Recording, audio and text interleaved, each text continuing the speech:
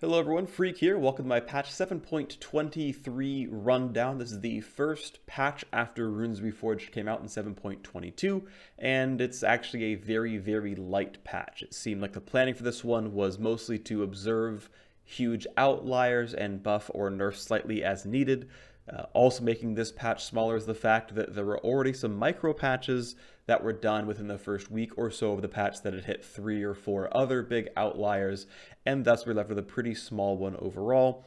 I'm led to believe 7.24 is going to be bigger, and so we'll cover that one when it comes down to it, but for now we got 723. If you don't know who I am, I'm a Diamond 3 level bot lane main, commentator for the North American Pro scene, and a huge aficionado of math, which you will see in this video. Let's get into it.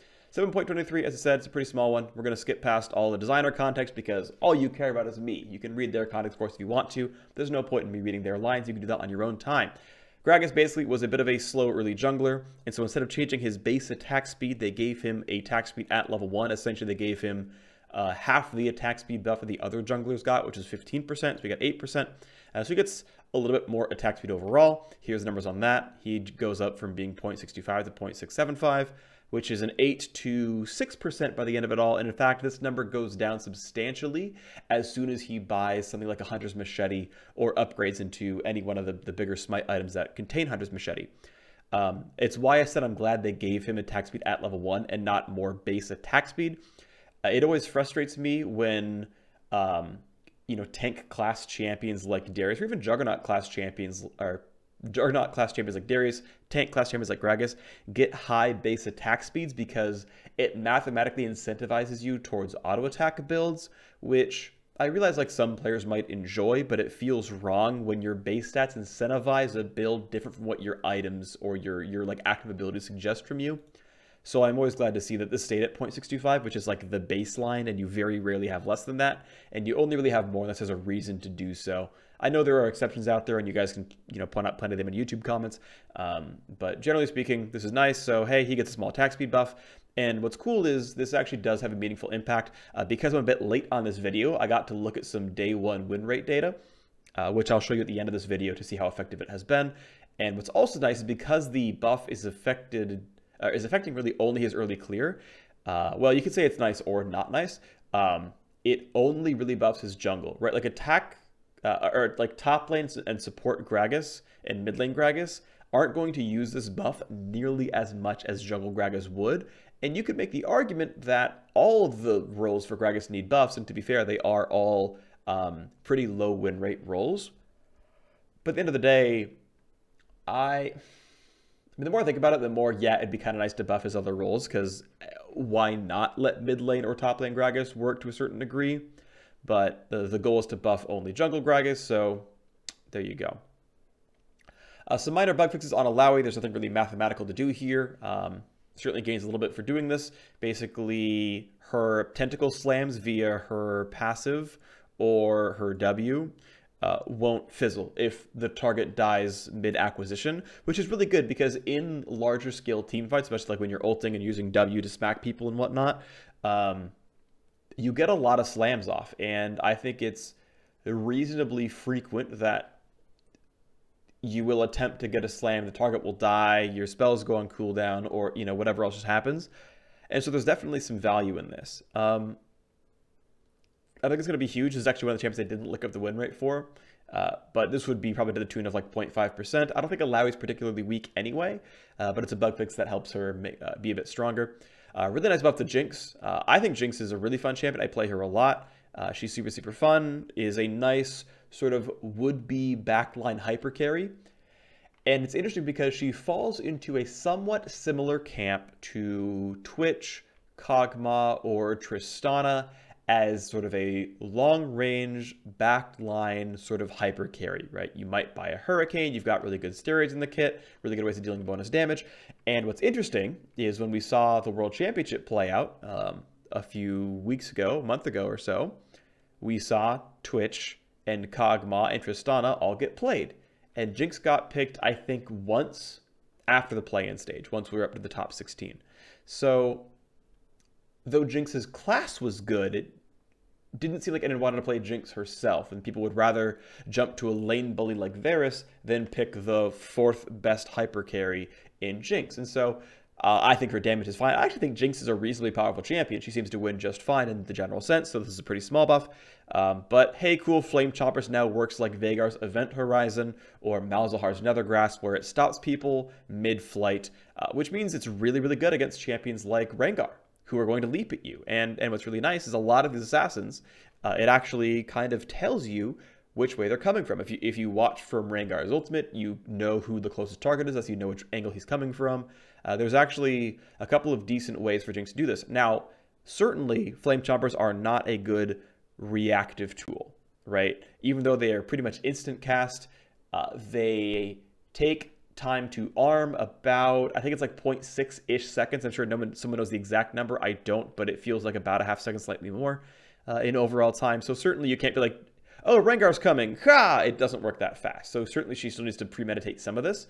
But when you think about the fact that like Talon Q is a dash, Talon E is a dash, you're right, Rengar Leap is a dash, Akali R is a dash. Like a lot of assassin tools are dashes. This can be really effective. This is going to be a small buff. Again, another like 0.5% win rate buff for Jinx. I don't think it's huge because it only matters against a very small number of champions in the first place, which means it's going to be entire games you play where it literally had no impact. But hey, nice to see. Rammus getting a relatively meaningful armor nerf.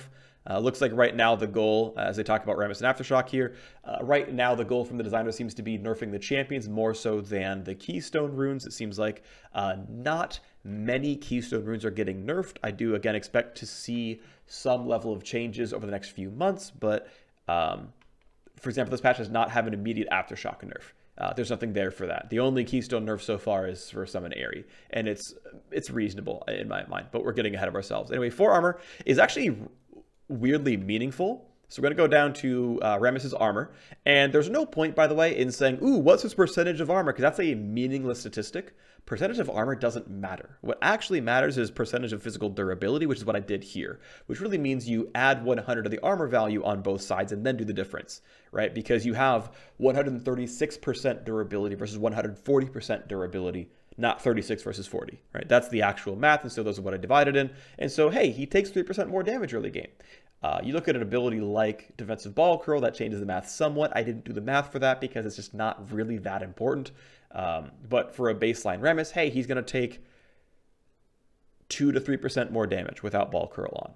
Now, of course, the magic damage is unchanged entirely, but there's the numbers on that. What's also worth pointing out is the damage difference of his actual auto attacks, because, okay, he takes a bit more damage, but Rammus converts his armor into damage via his passive. So does that matter? A little bit, right, to the tune of less than 1%. His auto attack damage and his base damage both exist still and are untouched, so he loses basically 0.4 damage roughly. Right? I think it's 10% of his armor. So he lost 4 armor, so he lost 0.4 damage on hit. It's not substantial, quite obviously. So you get the tune of 0.5%. So yes, theoretically, his clear speed's down a little bit. Sure, we know that Spike Shell uses the same numbers that the auto attack bonus damage does. So yeah, okay, there's, you know, some of his other damage abilities went down as well as a result, but those are the ones I looked at because they're just really easy to do the math for without much issue. So yes, very slight touches to Rammus. What's interesting is this is the more meaningful of the two, and in fact, he got a pretty meaningful win rate drop as a result. Though win rate data for like under a day is super unreliable, so take what I show you at the end of the video with a huge grain of salt because it is unreliable, to say the very least. Another big winner in the jungle. Basically, Shyvana and Rammus were by far the best 2 junglers. It was night and day. These 2 smashed everything, and then the rest of the champions existed. Okay, Gragas goes up a little bit. That's kind of nice. Shyvana and Rammus were easily the king and queen of the jungle, so Shyvana lost 3 attack damage. Here's the numbers right there. Pretty easy to do, of course. You reduce your attack damage 69 to 66, and this is what you've got. You've got about a 4.3% damage difference at level 1. What's also interesting is Shyvana tends to be a precision path user, so she doesn't really have any extra attack damage at level 1, which is nice for me because it means there's my math is more reliable. There are less weird rune permutations that can screw with the actual damage output here, so that's kind of nice. Of course, yes, at some point she might consider to build a warrior enchant, or of course would go Blood Razor. Either way, they both give you damage on attack, so you know it starts to soften the blow. You're never going to really do 2.6% less damage at level 18, but you know, a reasonable, meaningful reasonably meaningful difference to her early clear damage.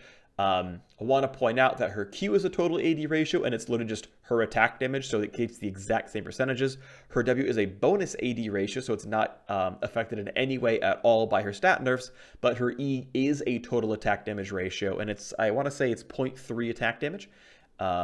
So with her AD going down by 3 and this being a 0.3 attack damage ratio, she loses about 1 damage on the E. So I looked at her most common ability order, which is maxing E second. And I plugged in all the base damages, and here are her base damage values for this ability. Of course, again, you're probably going to buy a Titanic Hydra, get attack damage somewhere else. There's other ways to get AD in the kit, but you're seeing about a 1% damage difference with this. So this lowers her jungling by the auto attacks at 4%, the E damage at 1%, and there you go. Small nerfs to Shyvana's jungle clear.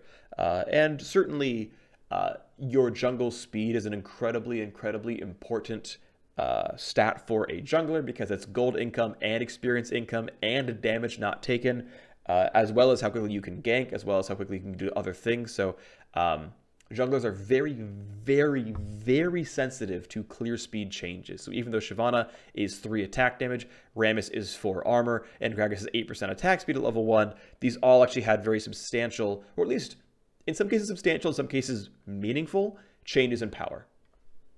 The last easy numerical update for a champion from this patch specifically was Talia. I'm sorry, my nose is itching. She got 3 health growth and 0.5 armor growth. I actually got a little bit of context on this by reading internal emails. Statistically, just via base stats, like her actual statistics of the champion, she was very much on the low end for both of these stats just beforehand, and both these numbers bring her to roughly average levels. She's now roughly average for a mage in health and armor. She goes up to, as we can see right here, 2,062 health, which is actually reasonably high. I actually have to color that expectation slightly, because every mage got 192 health at level 18. So if you think back to like old versions of the mages and whatnot, she would have been a 1900 health mage. But everyone got 192 because they all got runes compensation. Anyway, I'm kind of droning on, but basically she now has a pretty reasonable health scaling pool right here. Of course, no difference at level 1, but about 2% more durability by the end of the game. Also want to point out, Talia was very often a Riley's Liandry's user, and there are 2 thoughts to that. So one, she might have been a Riley's Liandry's user because she was so squishy, people wanted to buy extra health, and that's completely reasonable. The other theory is she's just very reliably pokey, and so Riley's Liandry's is just a very good item build. I think that's more likely the case.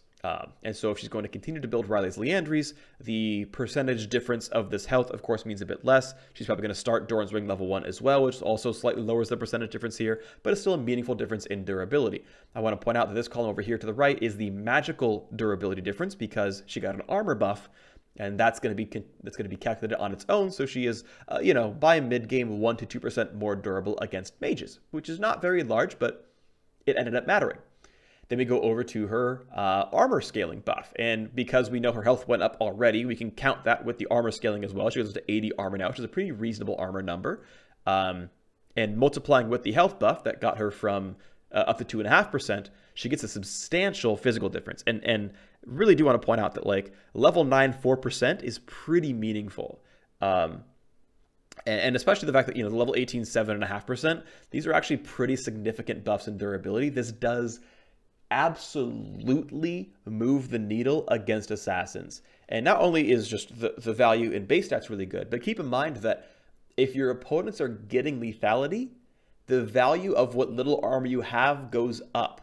If you have 60 armor and your opponent literally has Duskblade, Yomu's, and an Edge of Night, aka 60 lethality, they're getting really close to bringing you down to 0 armor. And that is rough. That is rough stuff. That's not fun at all. Or did it go to 18 per item? I think it's 18 per item, not 20 per item. Either way, whatever. Let's just say in a magical world, because of some of the runes that exist, the champion would have had 60 lethality, 60 armor pen, whatever you want to call it. Those are slightly different things, but let's just say they had 60 armor pen, okay?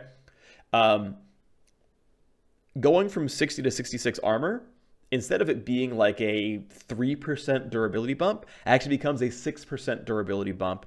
That 6% durability bump would multiply the health pool value of this 2.4% bump, and you're now at 1.02 times 1.06, which is a slightly larger number, and you start getting a larger and larger and larger returns. So this means even more against the assassins that she's up typically against in the mid lane.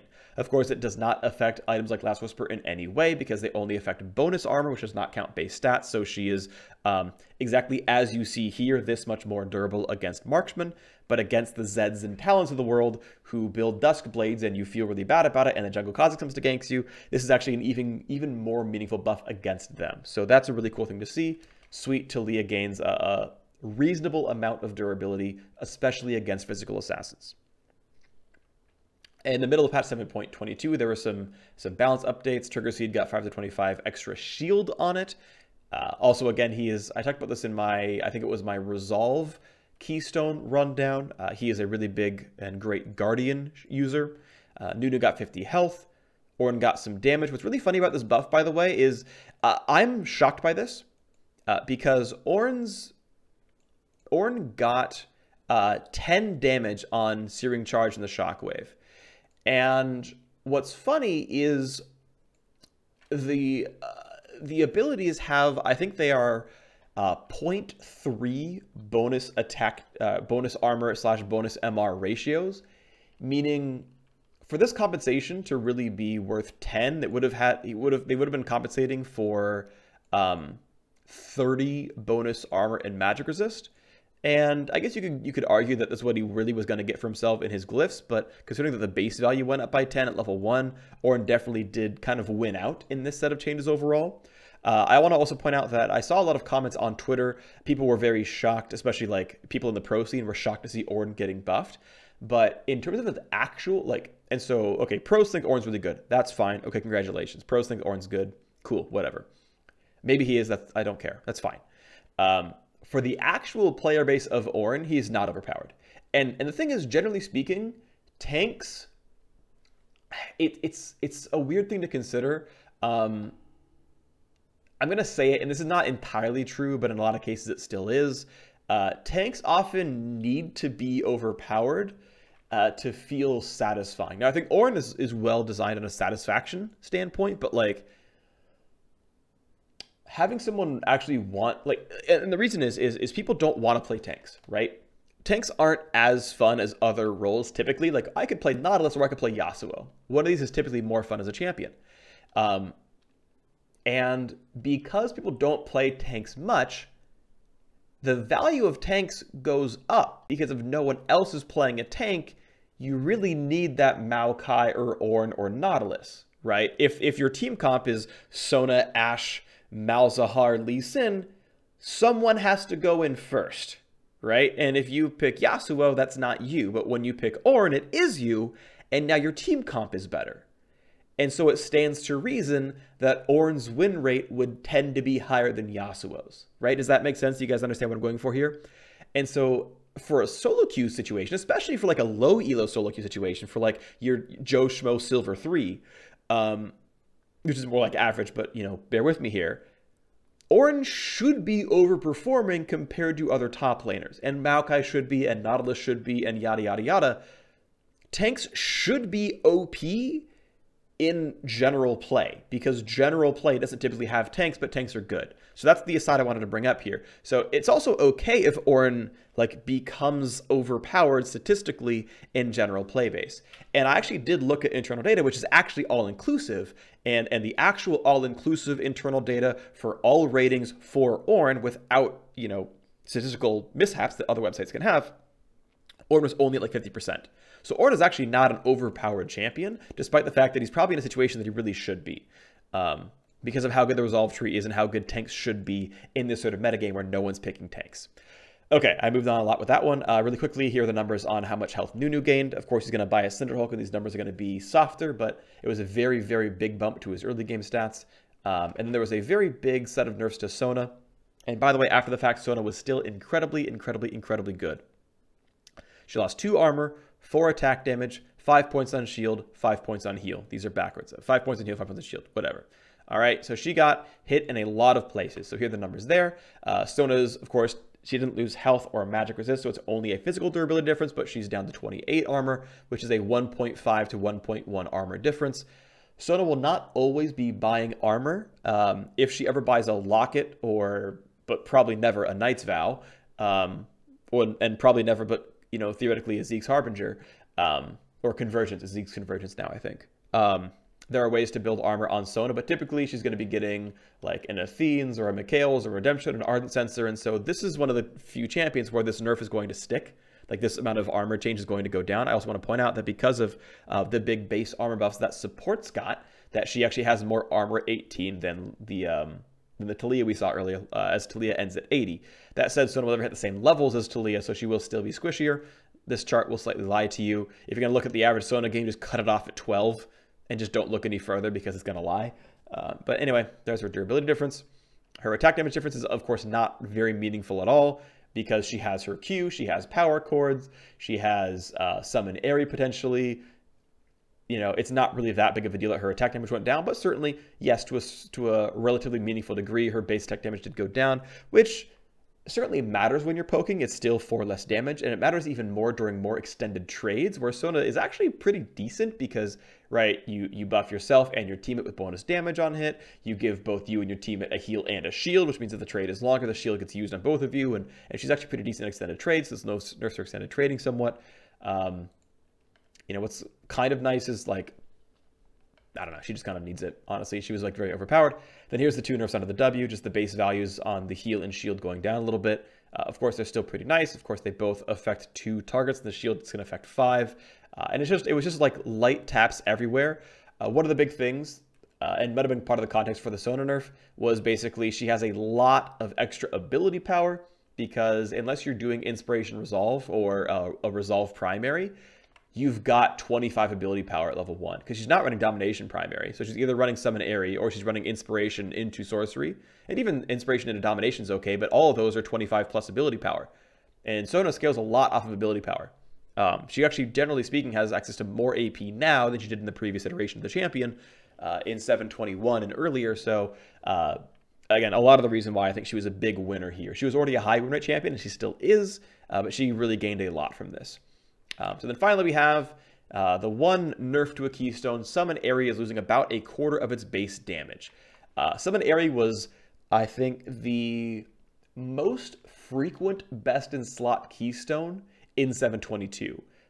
More champions' best keystone was Aerie than any other keystone in the game. And so that's, I think, just, it definitely should be nerfed. And I think it's totally fine if Aerie's the best keystone, or at least like a obvious top 3 keystone on Nami and Karma and Sona and any other poke slash shield slash heal champion. It makes total sense. That's exactly the market for Aerie to be in. I get it completely, totally reasonable. And you can double up in the shielding by going for Arcane, not Arcane Comet. You can double up in the shielding by going Guardian. And if you do that, your shielding is actually better than Summon Aerie. Aerie is a nice mix between being able to poke and being able to shield. And certainly, it's totally fine if this is a very good rune. But the problem is this was better than Arcane Comet and Electrocute on like most mages or assassins. It's just like, that seems a little unfair that this like super obvious can do everything keystone just is the best. It has the least gameplay attached of every keystone in the game. It literally just turns on and just does whatever it needs to do. And you basically can't do anything around it. So of runes to be overpowered, this is probably the least exciting one to be overpowered. What I did here in the math, by the way, you can see the numbers went from 20 to 60 and became 15 to 40, which are not the numbers I have here. It's because by going for Summon Aerie, you literally had to be a sorcery primary. And by having to be a sorcery primary, it meant you got 25 ability power, okay, or attack damage, which would have been 15 AD, I want to say, 18 AD, something like that. It doesn't really matter exactly what numbers, I think it's 18 AD.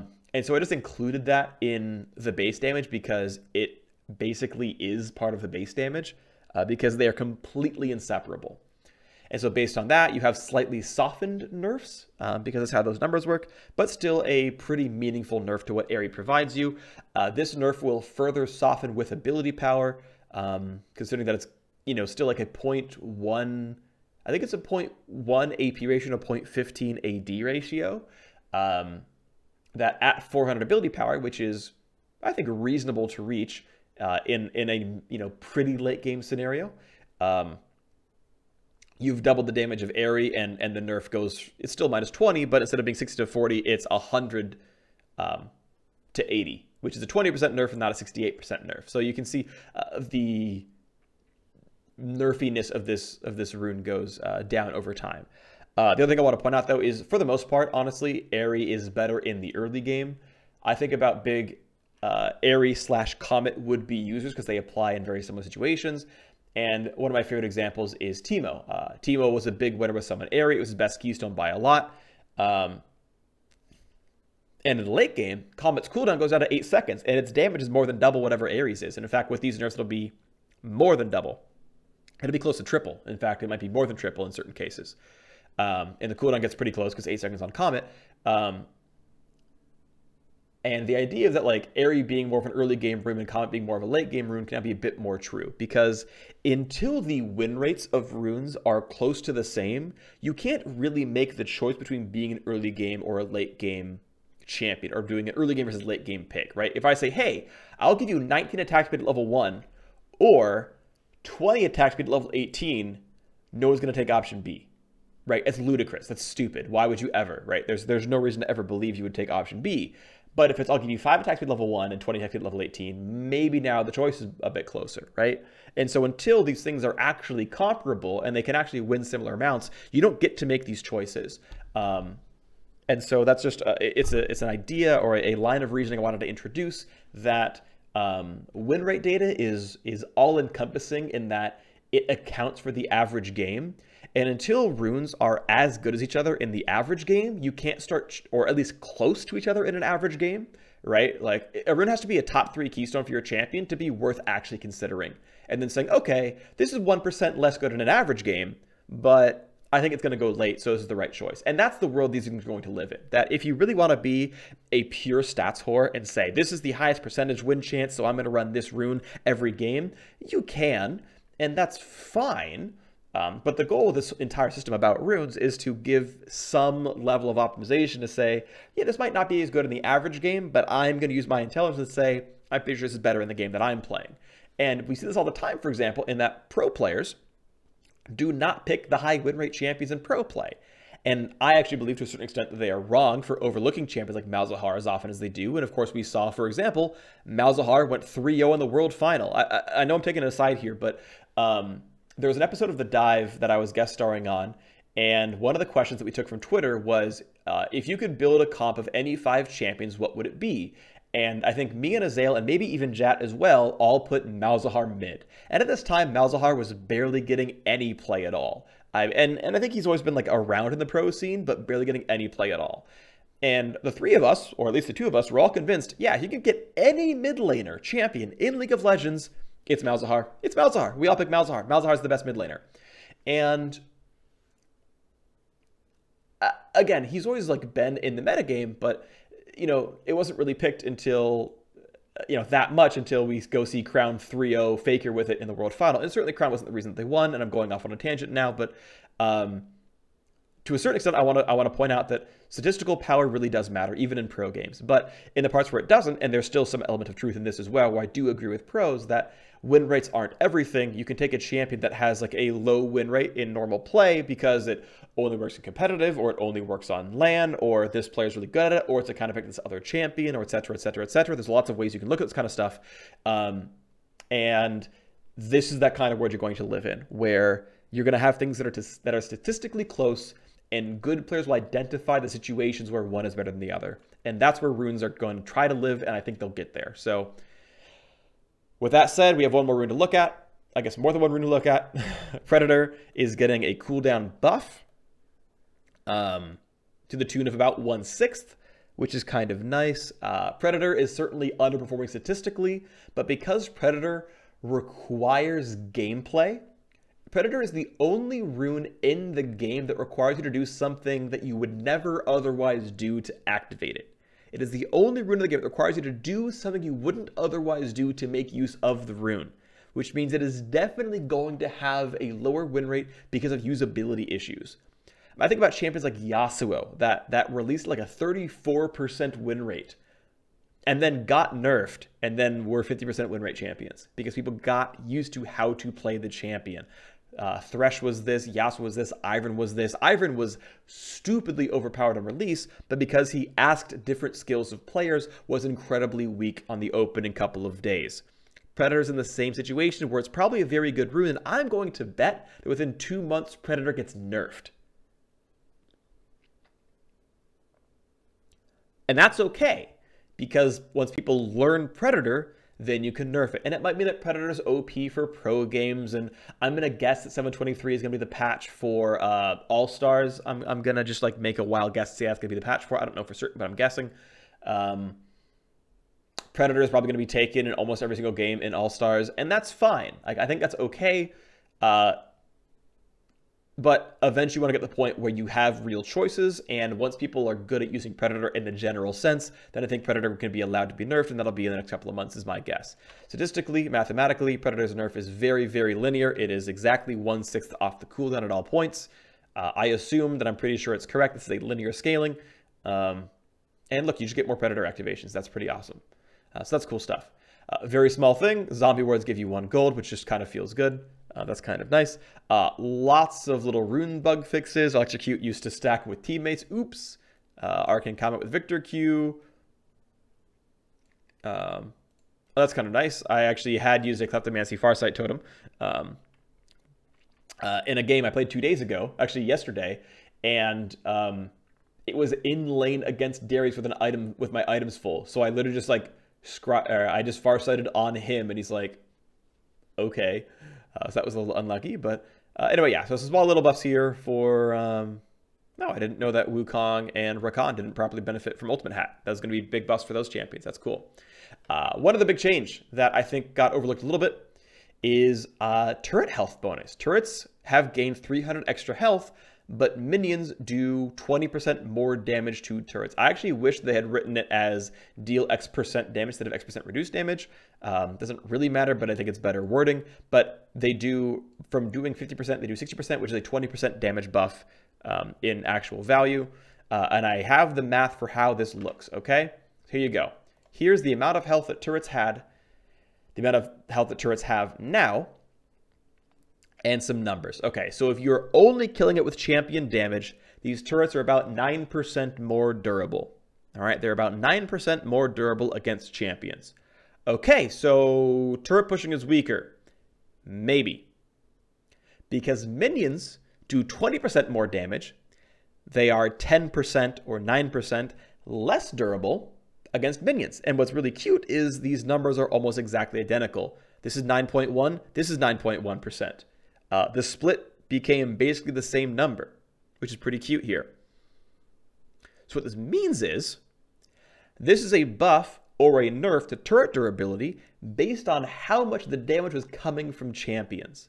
Because turrets can really only take damage from 3 sources: champions, minions, and the Rift Herald. But that's basically it. And so what it means is that if you were going to do 2,000 damage to turrets before, and the minions brought the other 1,500, it stays the same because that 1,500 becomes 1,800. And you've done the same amount of damage, your 2,000. The minions contribute the same number of auto attacks, and it's the same. If you're contributing more than 2,000 damage to the turret's destruction, then the turret's more durable. And if you're doing less than 2,000 damage towards the turret's destruction, then it is less durable. Okay. Obviously, this number becomes a little bit smaller if the other turrets that are slightly less durable, 1,800, etc., etc., etc. Those are the numbers coming in. What this actually means, it is a buff to low damage split pushers, right? Because when Yasuo kills you, he's doing like 170 damage per second to the turret, which means in 13 seconds-ish, he's broken past this value. So it's a nerf to Yasuo, a buff to turrets defending Yasuo. The Maokai, however, gets you, he gets the gank off, he makes you recall, he still kills you in lane somehow because you just like AFK'd for 5 minutes, I don't know what it was, but Maokai gets the kill in lane, and now he's getting more turret damage. And what's fun is not only, of course, he can go punch it with his bark hand and slowly push this thing down, or he can simply let the minion wave crash on the turret and recall. And in these cases where basically, this is actually, I think this is actually going to I'm going to guess it slightly speeds up the game overall, outside of like the Tryndamere, like Fiora, Riven cases where they're like really big split pushers. Because a lot of League of Legends actually does play out where you fight back and forth and you force a recall, So then you shove the wave and then back. You don't, and sometimes you do. Sometimes you shove the wave and then stay for the turret. But in a lot of cases, you'll shove a wave and then recall. And every time you shove a wave and then recall, the minions are doing 20% more damage than before. And the turret's only 9% more durable, so you do the math. They're going to be losing more of their health in these situations. Now, certainly still, these turrets only ever fall when champions actually do some damage to them. I've basically never seen a turret fall to only minion damage ever. But again, it comes down to what the ratio really is.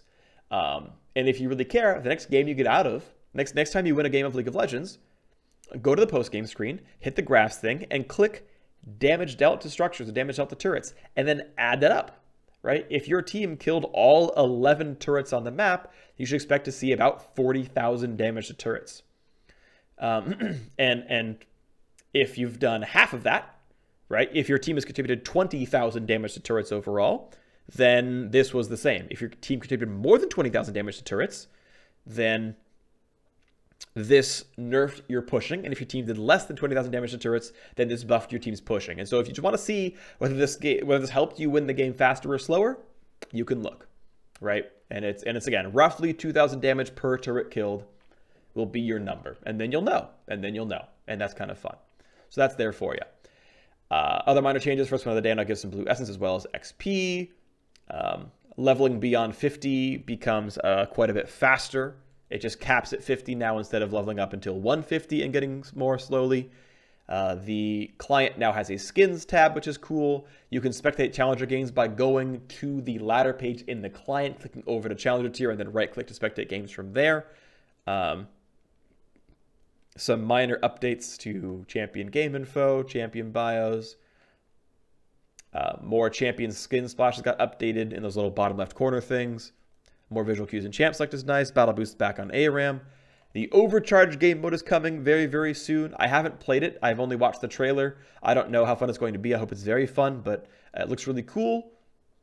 There's a ton of bug fixes. One of the big ones is the FPS drop that was happening 35 minutes plus is going away, or at least getting helped. That's really, really good. Most of these are otherwise really, really small, so I guess somehow Nautilus E wasn't always flowing properly. So there's like some other things that can actually be actual champion buffs. These are really way too numerous to really go over. Some project skins coming out. That sounds pretty sick. Some more emotes coming out in 723. Sounds good, man. So that's all really cool. I like all these changes. And one thing I did promise was showing the win rate data. These graphs are courtesy of lolalytics.com. I right-clicked, saved the image. They are PNGs, and I brought them over. They have a sweet different background color as a result. And here we go. I'm just going to move them to places where you can see them more easily. So this is Gragas up in the top left. You can see this is only his jungle win rate. And I want to point out that as I'm recording this video, currently for me it's about 5 p.m. Pacific time on the 21st, which means this part for the 22nd is only regions where it's already the 22nd, which is, you know, basically anything east of the Atlantic Ocean. So it doesn't count any of the like Americas at all, and it's only for a couple hours. So this is an incredibly low sample. Counting the 22nd is very risky.